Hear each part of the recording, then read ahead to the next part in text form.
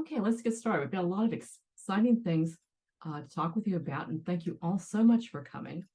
Many of you are already familiar with Elders Climate Action, but some of you may not be. We are the elders, including grandparents, great aunts, great uncles, and folks who care about the future for all children. As ECA members, we are determined to do all we can to leave a livable planet for future generations. Our programs, communications, and chapters seek to inform, inspire, and engage others across generations to take action on the climate crisis on the local, state, and national levels. ECA is elder-centered and volunteer-driven. If you want to learn more or get more involved, we'll drop the website link in the chat. I want to tell you a little bit about this call. We have a national call every month, except in November and December when it would be too close to the holidays. So this is our last national call of the year. This will be an hour-long presentation, and we are delighted this evening to have Nathaniel Stinnett from the Environmental Voter Project. I'm particularly delighted to have Nathaniel here because I've been working with the EVP since 2018, and I am very impressed with what they do and things that flow out of what they do. And you'll learn more from Nathaniel during this session. So please use the Q&A box for any questions that you have, and you can use the chat box for technical assistance or to share information.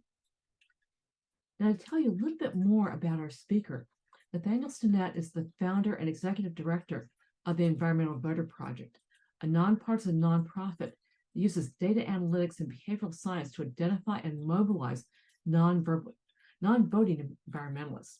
Hailed as a visionary by the New York Times and dubbed the voting guru by Grist, Stinnett has over a decade of experience as a senior advisor, campaign manager, and training for U.S. Senate, congressional, and mayoral campaigns, as well as issue advocacy nonprofits. He was formerly an attorney at the international law firm of DLA Piper LLP. Nathaniel holds a BA from Yale University and a JD from Boston College of Law. He lives in Boston with his wife and 2 children. Let's turn this all over to Nathaniel. Thank you, Frances. Thank you so, so much. And before I move on to thanking a whole bunch of other people, let me just say, Frances, I've spent an enormous amount of time working on campaigns and nonprofits in my life. And I can count on one hand the number of activists I have met who are as dedicated and as talented as you are. And it's just an extraordinary honor and pleasure to have gotten to know you and to work with you. And so just thank you for everything that you do. And Ariana, it's a pleasure meeting you today. And Jen, thank you for so much that you have done with EVP over the many years. And Leslie, and I don't know if Paul Dreyfus is on the line as well, but Paul, as many of you know, is I think the volunteer lead for Elders Promote the Vote, and is just also an extraordinary activist in his own right, and has always been a pleasure to work with.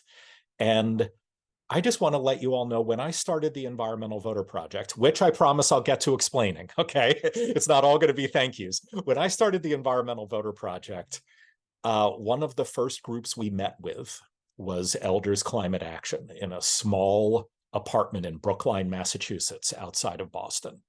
And ever since then, it has just been a really special joy and honor to work alongside you. And there's a lot to worry about in politics today and in the world today. But one of the best things about doing stuff like this is the solidarity of being able to work together with different groups of people. And I just want to let you know how much I value that. All right, enough of the thank yous. Let's get into things. As Frances mentioned, I'm Nathaniel Stinnett. I'm the founder and executive director of the Environmental Voter Project.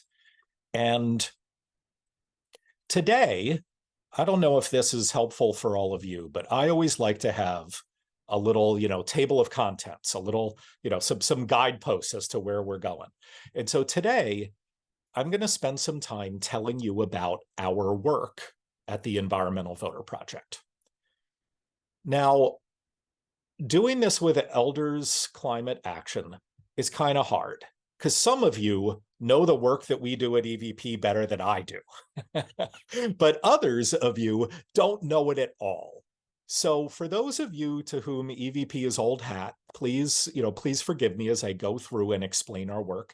Maybe you'll learn something new. And for those of you for whom it is an old hat, please feel free to ask questions in the Q&A, as Francis mentioned, because if you skip ahead to number 3 there, you'll see we are going to have a Q&A session. So I'm going to walk you through what we do at the Environmental Voter Project, why, how we do it, and some of the results that we get. Then I'm going to move on to the opportunities for involvement in our work, both for the rest of this year and for next year in 2024. And then, as I mentioned, we'll have that Q&A session. All right, let's jump into things. In a nutshell, what we do at the Environmental Voter Project is we are a nonpartisan nonprofit that is laser focused on just identifying environmentalists who don't vote and then turning them into consistent voters. That's it. That's what we do. We find already persuaded environmentalists who aren't voting, and then we turn them into consistent voters. So what that also means is we don't do a lot of the stuff that most environmental nonprofits do. For instance, we don't endorse candidates. We don't lobby for particular policies. We don't even, and this is important, we don't even try to convince people to care more about climate change or clean air or clean water. In fact, a good way to think about us is, by design, we do not want to even be in the mind-changing or opinion-changing business. That's hard. It's really hard to change opinions. Instead, what we want to be is in the behavior-changing business. We want to bypass the hard, messy, expensive stuff of politics, which is changing people's minds, and instead find the people who are already with us, the people who care so deeply about climate and other environmental issues that it's quite literally their number one priority over all other issues, yet they aren't voting. Because those are the people who are ripe for a purely behavioral intervention. Those are the people who just need to be turned from non-voters into new voters. And that might seem like a very narrow niche to occupy, but for better or for worse, it's actually not as narrow as you might imagine. And we're going to get into that. But that's what we do with the Environmental Voter Project. And the reason we have this focus is because one of the biggest challenges that we face in the climate movement and in the broader environmental movement is that no matter what election you look at, there just aren't enough voters who care deeply about climate and the environment. Now, this poll right here is just one of 1,000 examples you could look at. But I promise you, it's not an outlier.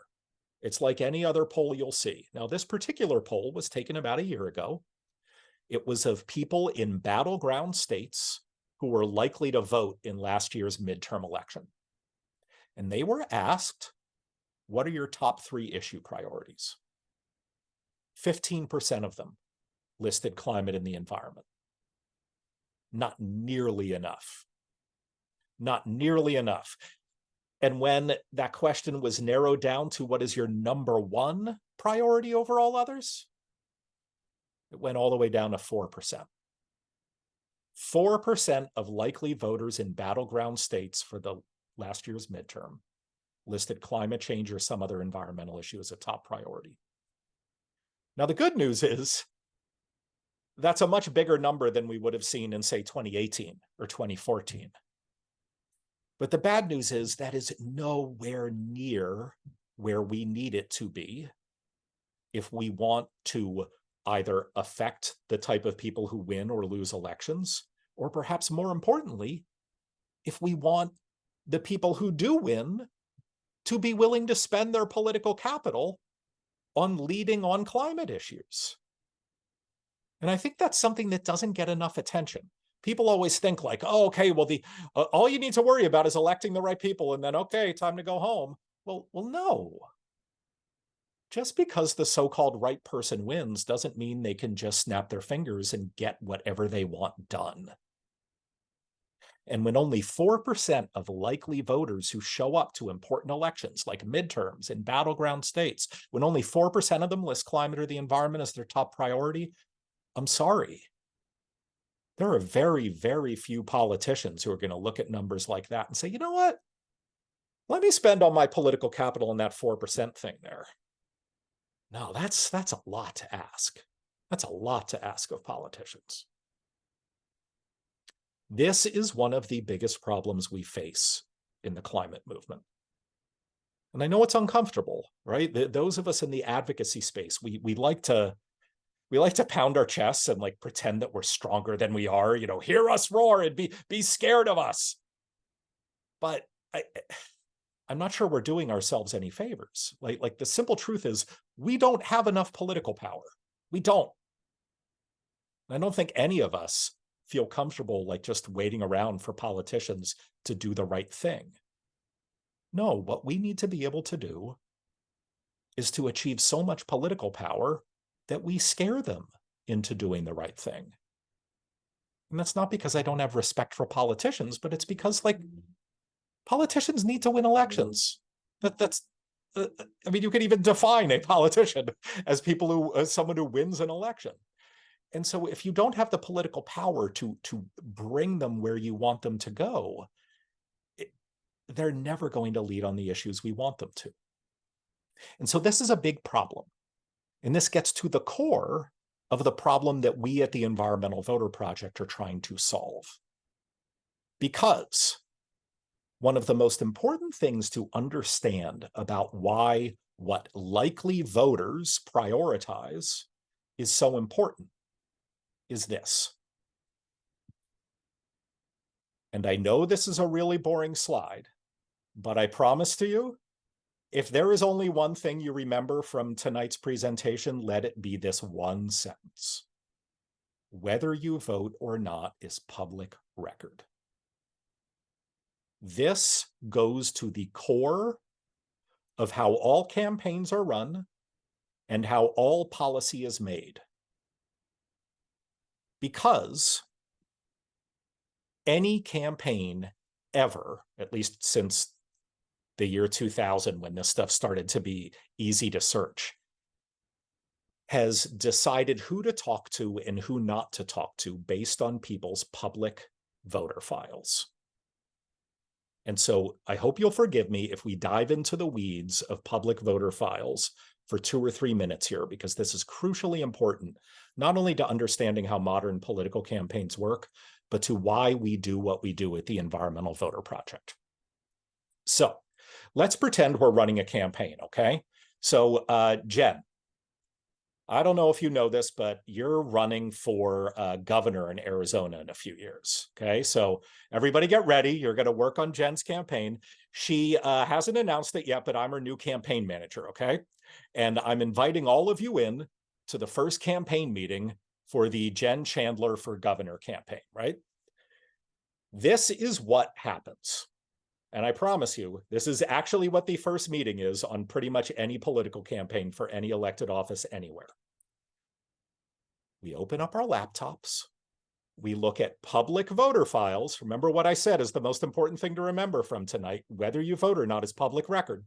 We look at public voter files and we start to figure out, okay, on the Jen Chandler for Governor campaign, who are we going to talk to? And who are we not going to talk to? And remember, even though who you vote for is secret, whether you vote or not is public record. And so what do we do on the Chandler for Governor campaign? Well, we start looking at all these Arizonans and we say, okay, here's some over there. They're not even registered to vote. Not going to talk to them. Oh, here are some who are registered, but we can see they've never cast a ballot before. Gosh, we really love to talk to them, but I don't think we have enough time or enough money. Oh, here are some people who do vote. Oh, okay. Oh, but they only vote in presidential elections. And gubernatorial campaigns in Arizona coincide with the midterms. I don't know, we might not be able to talk to them either.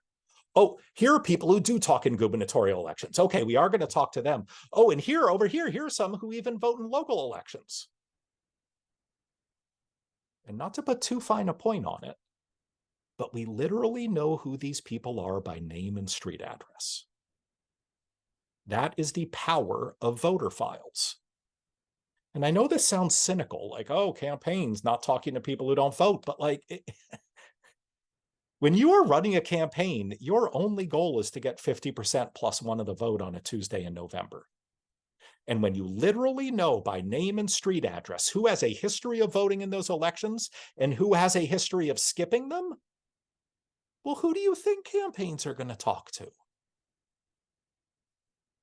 And so that's why it's important to understand that usually, not always, but usually, campaigns need to target likely voters.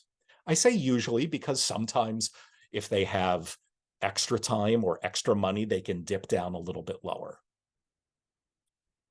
And if campaigns mostly target likely voters, well, then let's take it to the next step. Who do you think they're going to poll to figure out what issues to prioritize and talk about? Well, they're not going to poll the non-voters. No, they're going to try to do their market research in the marketplace that is interested in their product. Just like if you were selling cars, you wouldn't do market research with my 6-year-old daughter, right? Like, she's not going to buy your car. You're not going to do market research with her. Well, politicians are the same way. If they look at voter files and they literally know by name and street address who are the people who have a history of voting in the elections that they're trying to win, well, those are the people they're going to care about. And what that means then is that polls like this are bad news for the environmental movement. Because when you focus in on those likely voters, on the people who do habitually show up, far, far too few of them list climate and other environmental issues as a top priority. And so it's not only impacting who wins and loses elections, but it is impacting what policy is made, not just at the federal level, but also at the state and local level. All right, I promise it's not going to be all doom and gloom for this presentation. I really do. But like most nonprofits, we are trying to solve a problem. And so the first thing I wanted to do was define this problem for you, what we're trying to solve. The problem is there aren't enough environmentalists voting. Okay, so why do we take this weird little niche approach at the Environmental Voter Project to talk to already persuaded environmentalists and get them to vote? Well, for one really good reason. It turns out that the reason these numbers are so low in every poll that you look at is not because there aren't enough environmentalists out there. It turns out there are tens of millions of Americans who care so deeply about climate and the environment that it's their number one priority. So why aren't they showing up in polls like this, polls of likely voters? Well, for a pretty good reason. They're not voting. It turns out the climate movement and the environmental movement is made up of people who are disproportionately bad voters. And this led to the founding of the Environmental Voter Project. We came to realize that in many ways, the climate movement didn't have a persuasion problem as much as we had a turnout problem. Or to put it another way, it's not that we needed to change a bunch of people's minds. It's that we needed to change a bunch of people's behavior. And what's good about that is that we live in a moment in time where it's become almost impossible to change people's opinions. But changing behavior, I won't claim it's easy. Obviously, it's not. But it is easier. And as I hope to show to you, it is measurable. It's something that you can test and figure out the good ways to do it and the bad ways to do it in a way that you can't do when you're trying to figure out people's opinions. You'll never get as clear a view of that. So this is why we are focused on what we are focused on, finding these already persuaded environmentalists who aren't voting and turning them into better voters. But before I get into the details of how we find these people and how we mobilize them, I realize I just made a pretty bold statement, and that is that environmentalists aren't voting. So let me provide you some data for that, okay? This poll that I showed you, that had 4% of likely voters in battleground states listing climate or the environment as their top priority. If you drill down further into it and separate out likely voters and unlikely voters, look what you get. So in Nevada, 5% of likely voters said that when choosing a candidate, climate change is the single most important factor. See that 5% there? Go down below. What do unlikely voters in Nevada say? Whoa, twice as many of them say that climate is their #1 priority. Same thing in Pennsylvania. Only 3% of likely voters in Pennsylvania say that climate's the #1 priority when choosing a candidate. But if instead of likely voters, which is what politicians for obvious reasons look at, you look to the unlikely voters, the people who rarely or never vote, twice as many of them say, oh yeah, climate's the #1 thing. #1 thing. These are two completely different universes. And most of the environmentalists are in the wrong one, right? They're in the wrong group. And just to broaden it out a bit, when we look nationwide, and I'll get into in a little bit how we come up with these numbers, we figured out that over 8 million already registered voters who list climate and the environment as their top priority skipped the last presidential election. An election that was decided by 44,000 votes in 3 states. 8 million super environmentalists who are already registered just didn't walk out the door and cast a ballot. In last year's midterm, it was 13 million. Now, I see many of you shaking your heads, and I get it. I get it. It's frustrating. You look at these numbers, you're like, oh my God, why aren't they voting? But again, I want to suggest to you that this is an enormous opportunity. And for those of you who don't know me, I promise you I'm not like a Pollyannish person who like sees an opportunity in every problem. I'm not like that, believe me. But I honestly do believe this is an opportunity. Because what we don't want to have to do in the climate movement is go around and have to change millions of people's minds. That is really hard right now. But what this enormous population of people represents is people who don't need their minds changed. They're already with us. They just need to start getting out the door on election day. And that is a solvable problem. All right, so let's get into how we solve this problem. The Environmental Voter Project works in 19 states. There are all these states that you see here. Nebraska and Louisiana are yellow because there are new states, so they're shiny and yellow. But these are the 19 states that we work in. If during the Q&A you're curious why these states and not other states, I'm happy to answer that question. But these are the 19 states that we work in. And what we do is we take a 4-step approach to finding these non-voting environmentalists and then turning them into better voters. And I'm going to go through some detail in this slide and some detail in the slides that follow. But please understand that I don't want to presume what aspect of our work you're most interested in. That's what the Q&A session is for, right? So if there's some aspect of our work that I breeze over a little bit, please know that it's kind of by design. I don't want to have no Q&A session. I want to give you a little bit of everything such that in the Q&A we can dig down deeper into the stuff you're most interested in. So the first step, identification. We build predictive models in these states that allow us to individually identify voters who list climate and the environment as their top priority. Now, if you have questions about that sentence, don't worry. I'm going to get into more detail in the next slides and get into what I mean by predictive models. But for now, just know what this identification process that I'm about to explain to you does is it allows us to end up with a list of individuals who care deeply about climate and the environment. Yet we know from public voter files, because remember what I said is the most important thing from tonight, who you vote for is secret, but whether you vote or not is public record. We can figure out, okay, here are a whole bunch of super environmentalists who don't vote. That's step one. Then we need to start getting them to vote, right? So how do we do that? Well, because we have this group of people who we know list climate or the environment as their number one priority, we now have the luxury of being completely agnostic with our messaging, right? Like, we don't even need to talk about climate or the environment if it doesn't work. We could talk about chocolate chip cookies if that's what gets them to vote.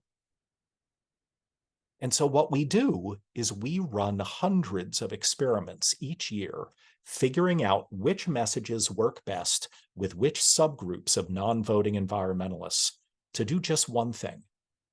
And that is turn them from non-voters into new voters and new voters into consistent voters. We have thousands of volunteers around the country who help us canvass and call and send postcards. We as a staff put together direct mail and digital ad campaigns.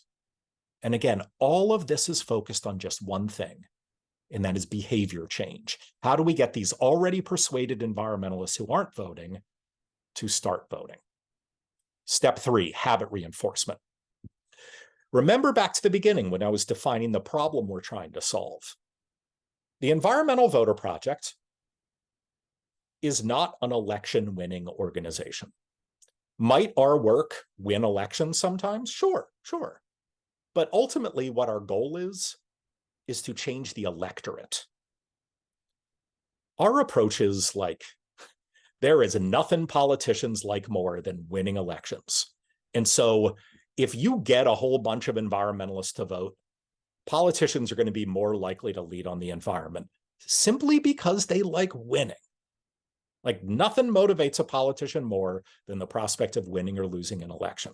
And so because we want that long-term growth, that long-term buildup of demand in the political marketplace for climate leadership, we take step 3, habit reinforcement, really, really seriously. And what that means is, I spend every day thinking about behavioral science and messaging. You don't need to be a behavioral scientist to be able to understand that, like, it is very, very hard to build habits in people if you only talk to them once every 2 years when there's a big federal election going on. It's just not how it works. Just like you wouldn't, get in shape by only going to the gym once every 2 years. And so what we do at EVP is, in these 19 states where we work, we try to use every election possible as an intervention opportunity, as an opportunity to help build good voting habits. And so, just as an example, this year, I think we have already been active in 198 different elections, just in 2023. And that's not, to be totally honest, that's not because all of them were important for environmental policymaking. I freely admit many of them were not important for environmental policymaking. But all of them were important for behavior change. I mean, I'd go so far as to say that if you are in the business of trying to make new voters, how dare you let an election pass you by without a really, really good excuse for not getting involved?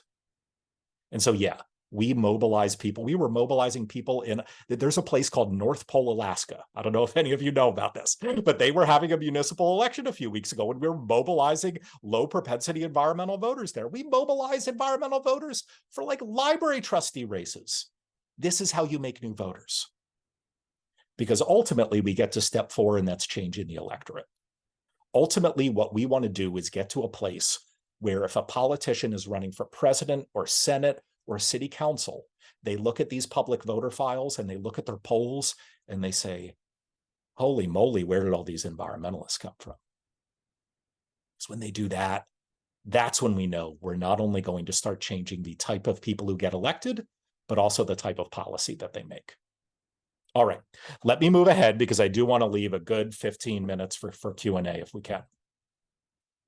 To go into more detail on step one here, identification, this is how we build these predictive models, because my guess is that was the thing that might have been the most confusing that I just went over. So I'm going to go into a little bit more detail on that.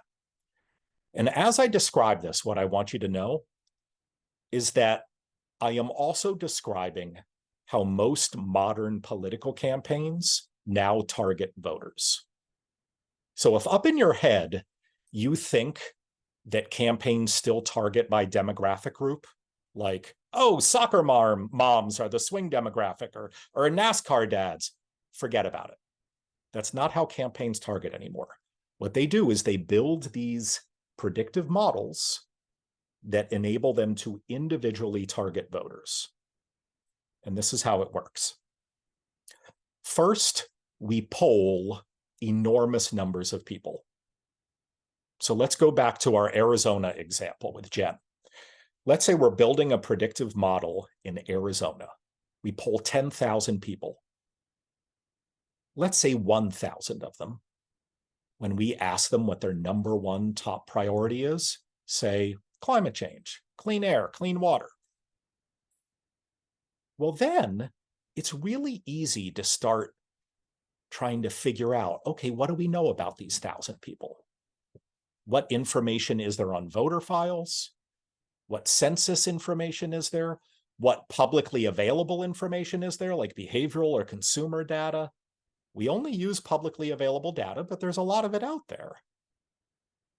And then we start working with data scientists to figure out, okay, how can we find other people like these folks?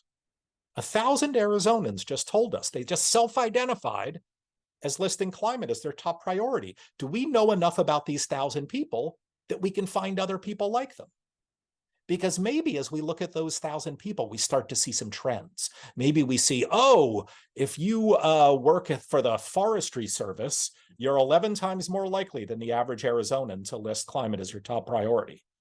Or maybe if you've ditched your landline and only have a cell phone, you're 9 times as likely. Or maybe if you're a basketball fan rather than a baseball, hockey, or football fan, you're 5 times as likely. None of these data points are predictive on their own, especially the basketball fan one. But when you combine a whole bunch of them together, you can start to get a really rich picture of who some other super environmentalists might be around Arizona. And it's a long, iterative process where you test certain things and you try and try and try again. But at the end of it, what we're able to do is assign a score from 0 to 100 to every single voter in a state voter file, telling us how likely they are to not just care about climate and the environment, but literally list it as their number one priority over all other issues. And what you're looking at here is a distribution of those scores for every single voter in the state of Pennsylvania. Now, as you can see, most Pennsylvanians aren't that likely to list climate as their top priority. No surprise there, right? And then there's a whole bunch of people in this mushy middle. We don't really have enough information to tell whether they're one way or the other. But then over here, man, there are a whole lot of them who have a greater than 80 or even 85% likelihood of not just caring about climate and the environment, but literally listing it as their number one priority over all other issues. And I know this sounds like a long, complicated process, but I want to say 2 things. The first is, after these predictive models are built, the last thing that we do is we say, okay, thank you very much, data scientists. And then we get a list of the top 15%. So people who, in theory, have a greater than 85% likelihood of listing climate as their number one priority. And we ship it out to an outside polling firm. And we say, hey, can you call these people and ask them just one question? Ask them an open-ended question what their number one political priority is. Every time we've done that, more than 85% of the respondents have said, oh, climate change. Why do you ask? And that's not to brag. Like, this honestly has nothing to do with us. We're not the data scientists. We're not building this stuff. It's not that our models are particularly good or bad. This is just where this process is. It's very, very accurate. And the second thing I'd like to say is this whole process might sound really foreign but it's actually not that different from something that many of you might have experience with, and that's buying life insurance.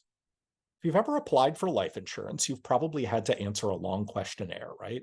You've had to give them data about yourself, your medical history, your allergies, how much you drink, how much you smoke, whether you like to dive out of airplanes, right? Like they're trying to build a risk profile for you because they want to sell you a policy.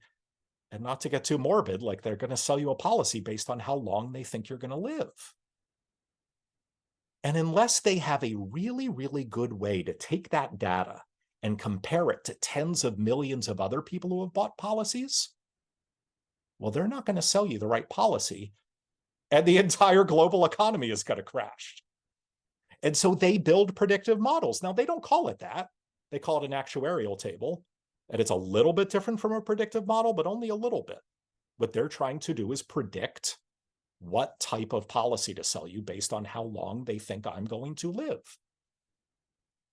Well, we're doing the same thing, but instead we are trying to predict the likelihood of every single individual voter in a state listing climate as their number one priority. And as I just said, it's frighteningly accurate. Then the last step is, once we've isolated these super environmentalists, remember, and I'll say it for like the fourth or fifth time tonight, the most important thing that you need to remember is whether you vote or not is public record. So then it's really easy to just isolate the environmentalists who don't vote. And here's a map of the over 42,000 registered voters in Philadelphia, Pennsylvania, where I'm from, who have never voted in an election before. And not to be creepy, but this is on voter files, so we know these people by name and street address. We can call them, we can canvass them, we can send them postcards. This is how we do that first step, how we identify those super environmentalists who are unlikely to vote. Now, to be clear, does this mean we have spoken to every single individual voter in Arizona or Pennsylvania? No, of course not. It's a probabilistic model, but it's a highly accurate probabilistic model. All right, the next step, voter turnout. I won't go into as much detail on this, but as I mentioned, we work with thousands of volunteers around the country, canvassing, calling, sending postcards. We internally at EVP also send digital ads and direct mail, all with this optimized messaging that is focused on turning these non-voting environmentalists into consistent voters. And I'm happy to get into some of the behavioral science and some of the messaging examples that we use in the Q&A if you're interested. But very briefly, not only is our messaging nonpartisan, but it never even talks about climate or the environment. Not because we don't like talking about that. We love talking about that, but because it doesn't work. What we have found works best, and we're not the only people, pretty much anybody in the voter turnout business would tell you the stuff that tends to work best is the stuff that communicates with people as though they are social animals rather than rational animals. So what do I mean by that? Well, what we're not going to do is try to rationally convince someone of the importance of their one vote. It just never works. Instead, we're going to use things like peer pressure. We're going to say, hey, did you know last time there was an election, 172 people on your block of Main Street turned out to vote? Or maybe what we'll do is we will call them on the phone, ask them if they're going to vote. They say yes. And then right before the election, call them back and say, hey, Leslie, I just want to remind you, we spoke 3 weeks ago. You said that you were going to vote, and Tuesday's the election. And so that's your opportunity to follow through on your promise to vote. And we know it's important to you to follow through on your promises. See what we did there? Now we're equating the act of voting with whether Leslie is an honest person who keeps her promises or not. A much more powerful prompt to voting. These are the little behavioral nudges that really, really drive turnout. Much, much more than saying, hey, do you care about climate change? Oh, yeah, we thought so. Let me explain to you why this election is so important and why you need to vote. Boy, do I wish that a conversation like that would work, but it doesn't. All right. I'm going to get into some of our results and then some of our opportunities so that we can get to the Q&A session. Very, very briefly, before I describe our results to you, I want to describe to you how we measure those results. The first thing that we do is we submit our work to randomized control trials. For those of you who are not familiar with randomized control trials, at least in this context, a social science context, let's say we are back in Arizona with Jen, and we've identified 400,000 low propensity environmental voters. What we do not do at EVP is immediately start messaging to all 400,000 of them. Instead, before we talk to a single one of them, we randomly separate them into two groups: a treatment group or an intervention group and a control group. Usually it's about an 80%, 20% split. The 20% that we put into the control group, we never talk to them. The remaining 80%, they're the ones we deliver all this behavioral science informed messaging to. We call them, we canvass them, we send them digital ads and postcards. Then the election happens. Now, for the fifth time, I will remind you that whether you vote or not is public record. And so after the election, we wait a few months, voter files are updated, and we can compare turnout of low propensity environmental voters in our treatment group, so the people we did talk to, and turnout in our control group, which were also low propensity environmental voters, but we did not talk to them. And as long as this initial separation process is truly random, and as long as the numbers are big enough to get what's called statistically significant results, we don't need to get into what that means, but you can probably imagine what it means.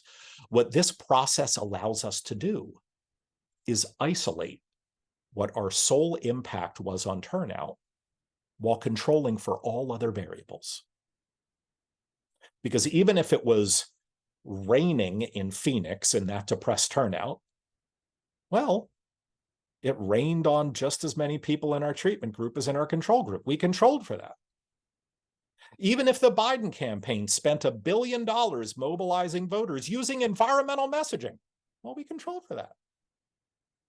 Unless they hacked into our system and decided to only talk to people in our treatment group and not in our control group, we controlled for that. And when we run these randomized control trials, what we see is this particular approach using this behavioral science-informed messaging has huge, huge impacts. Just over the past few years, we've been able to show that in local elections, we have increased turnout as much as 4 percentage points over our control group. In primaries, as much as 3.6 percentage points, and in general statewide elections, as much as 1.8 percentage points. And those numbers might not seem big to you. But ask Donald Trump how big that 1.8% is in Pennsylvania, and he'll tell you. These are big, big numbers in this business. And we are enormously proud of them. Very quickly, the second metric that we use is a long-term metric. For this metric, ever since we began now 7 years ago, we have communicated with 9.5 million unique individual voters, and we've tagged them all in our voter database. Now, by definition, if we spoke to them, they cared deeply about climate and the environment, yet they were unlikely to vote in a particular election, right? As of last February, out of that 9.5 million, almost 1.5 million of them had become such consistent voters that they had voted in their most recent federal election, their most recent state election, and even their most recent local election. They had become super voters. This is the metric we are most proud of, because ultimately this is our goal, right? To dramatically increase the number of environmentalists who vote, not the non-voters, but the voters. Now, to be clear, because this is an important caveat, this second metric, this long-term metric, doesn't have the same statistical rigor and scientific rigor as the randomized control trial. I can't claim that we are solely responsible for making these 1.5 million non-voters turn into super voters, but we're pretty darn responsible. We've now been active in almost 2,000 elections. And I'd say in about 80% of them, we were the only organization doing anything. This is what that year-round habit-changing work leads to. All right, I'm going to rush to the finish so that we can get to the Q&A. This is some examples of that cumulative impact. As you can see, the numbers of super voters we've created in these states have really, really ballooned. We've gotten a lot of great coverage. I'll skip over that. You don't need to see how that is. We love working with elders promote the vote. Just last year in 2022, we had 59 ECA volunteers join us, and you can see all of the amazing work that they did. We love working with you all.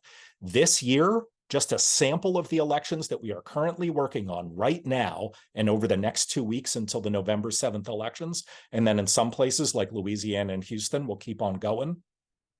You can see a whole bunch of the elections that we're working in, and we want you to get involved with these if you would like to. And very briefly, as you'll see, there are phone banking opportunities every day for the next 2 weeks, but in particular, the last 5 days of the election period, we are running multiple phone banks each day. We would love to have you join us, and you can do so at environmentalvoter.org/get-involved. And then finally, just to peek ahead to 2024, because I think some of you might have that on your mind, we already know that we're going to be targeting at least 4.2 million super environmentalists who are registered to vote in these 19 states, yet have never cast a ballot in their lives. So they're unlikely to vote in a presidential election. To give you an idea of just what that looks like in some of the battleground states, look at that. Targeting over 465,000 of these low propensity environmental voters in Georgia. Almost 250,000 in Pennsylvania, over 200,000 in Arizona. We would love to have your involvement. Oh yeah, and not for nothing, but in these 19 states, there are 44 of the 77 competitive US House races as well. We would love to have your involvement. And so not just moving forward, would we love you to join us on phone banks, but next year we're going to have at least 4 postcarding campaigns. And if you would like to introduce our work to your friends, I would love to have a 1-hour Zoom like this with you and your friends. But I am going to stop there because we now still have 11 or 12 minutes for a Q&A. And I apologize for going like 3 minutes over. I'm sorry about that. Yeah, that's fine. We've got plenty of questions, but you answered some of them during the talk. So got a question about how the EVP states are chosen, and particularly why California is not an EVP state. Really, really great question. And so I know I just stopped sharing, but now can you see my screen again? Mm-hmm. Great. So to refresh people's memory, these are the 19 states that we work in. And the person asking the question is right. California is not one of them. Similarly, there are a lot of very important political states like Wisconsin, Michigan, really important states, right? How come we're not working there? Well, believe me, there's a method to our madness. The way we choose our states is based on 3 criteria. The first is we choose states where there are huge, disproportionately large populations of non-voting environmentalists. We need to have that big target audience, or else it kind of doesn't matter how good we are.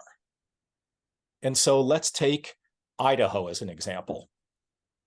There are barely any non-voting environment first registered voters in Idaho.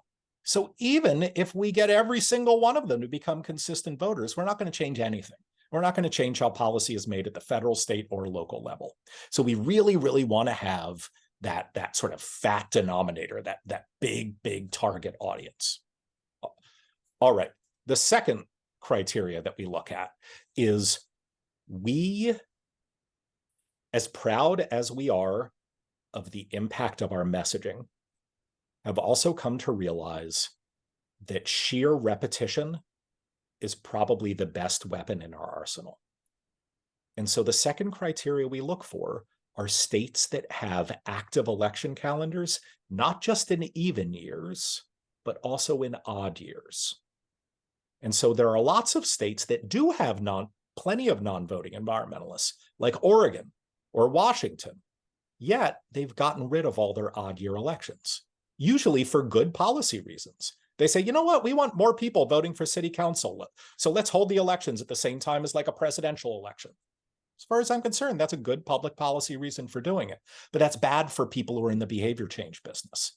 It means instead of being able to talk to voters 4, 5, 6 times a year, we can only talk to them twice every 2 years. We just can't get good results that way. And then the third criteria we use is, remember, we are not cherry picking important elections. Instead, what we are trying to do is, over the long term, grow the power of the electorate so that we can change policymaking at all levels, federal, state, and local. And so that's why you'll see some red states in here and some blue states in here, because even though they might not be big players at the federal level, they're very, very important for climate policy making at the state and local level. So when you look at states like, say, California or Wisconsin, usually they are missing one of those really important criteria. Like, say, in Wisconsin, there just aren't enough non-voting environmentalists there. If you care about Wisconsin, which you should, I will freely tell you, donate to a different organization. Give your volunteer time to a different organization. I'm perfectly confident telling you that if you want to mobilize voters in Arizona, we're one of the best bets you can find. But we want to be that honest with you. And as far as California in particular, which the questioner asked about, there are two things going on there. One, although California does have some odd year elections, they don't have many. This year is a strange occurrence. They have some, but not many. And two, because we want to consistently be able to take advantage of as many elections that come down the pike as possible, we don't want to go into a state and just pick and choose a few things here and there. And California is really expensive, really, really expensive. And so even if we didn't have that odd year, like lack of elections problem, it would be a really big jump to go into California. But every year we reassess these states. Great, great question. One of our questions commented that she'd never been asked about her voting priorities, even though she votes in every election. Yes, so I assume that what the question is trying to get at is, so then why do we think it's important for climate first voters to vote? Well, for a few reasons. One, just because you haven't been polled doesn't mean that polls aren't important in driving policy. The truth is they are crucially important. I promise you that as we are all sitting on this call, there are probably 100 polls in the field around the United States. And maybe they will never reach you, but I promise you they ain't even trying to reach non-voters. They are only trying to reach voters. So they are extraordinarily important when it comes to campaign and policy making. But the second thing to understand is that this theory of change doesn't even need to rely on polls. Because remember what I told you about predictive models. It's not just the Environmental Voter Project that builds these predictive models. It's every sophisticated political campaign out there.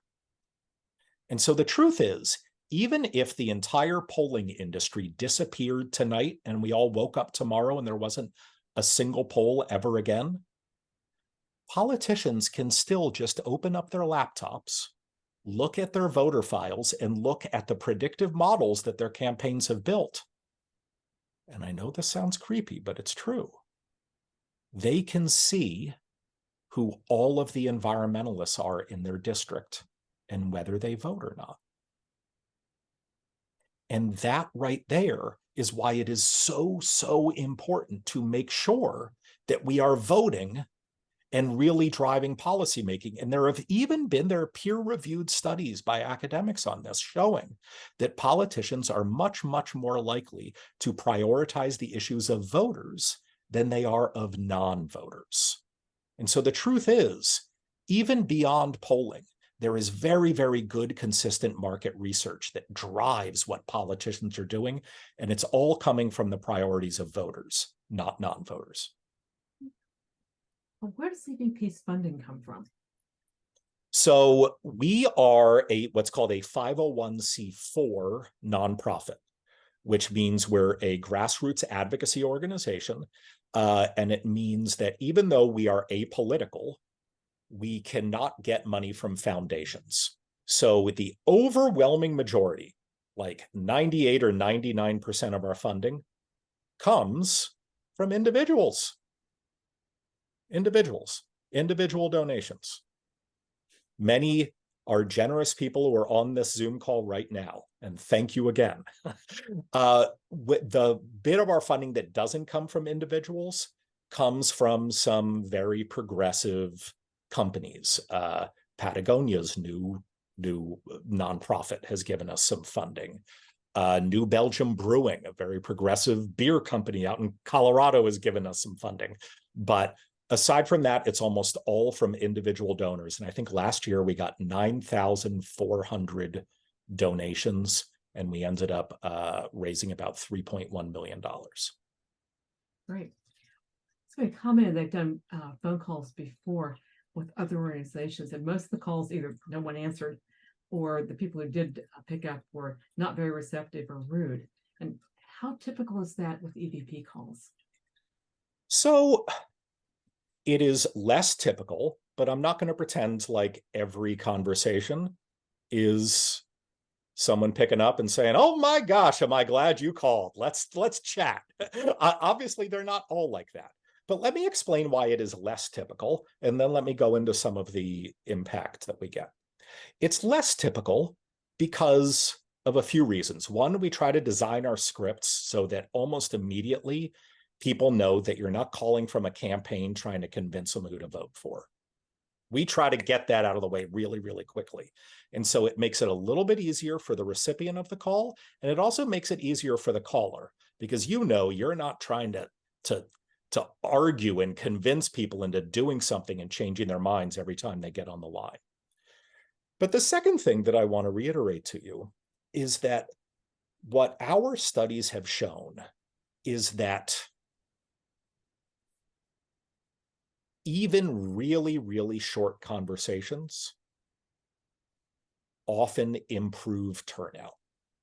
So if you are a volunteer and you get on the line, you say, "Hi, I'm Nathaniel from the Environmental Voter Project, just calling to see if you're going to vote on election day," or, hello? Okay. Well, you might think, "Oh man, that was an awful call."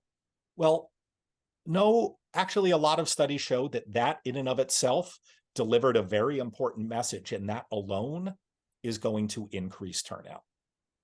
And if you go to the reports tab on our website, you can see a whole bunch of these randomized control trials that we've run that show how much call campaigns like that actually do increase turnout. They really, really do work. And so if you are someone who's sitting there thinking, "Gosh, I care deeply about climate change. I care deeply about the democracy. I want to help mobilize voters. But oh boy, do I not like getting on the phone and talking to strangers." I want to tell you the following things. First, you're not alone. Of course, you're not alone. Most people don't just talk to strangers for fun each day, okay? Two, just give it a shot. No one's going to force you to do it. If you don't like it after 10 or 15 minutes, you can stop. You can stop. But three, what I'll say is that most people, after they start doing it, they realize it's so much easier than they thought it would be. And at the end of each session, what we do is we explain to you all of the data and all of the people you've reached and all of the impacts that you're likely to have. And most people come back for more. And I see just in the chat a question, do we use robocallers? So we don't use what's called robocall. We're human beings talking to other human beings, but we do use what I think this person was referring to as a predictive dialer.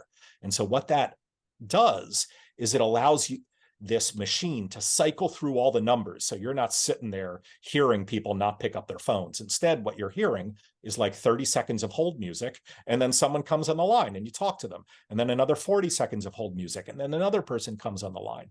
It's a very efficient process, and it works. I know we're going over, so I'm going to stop, but I just want to end on this.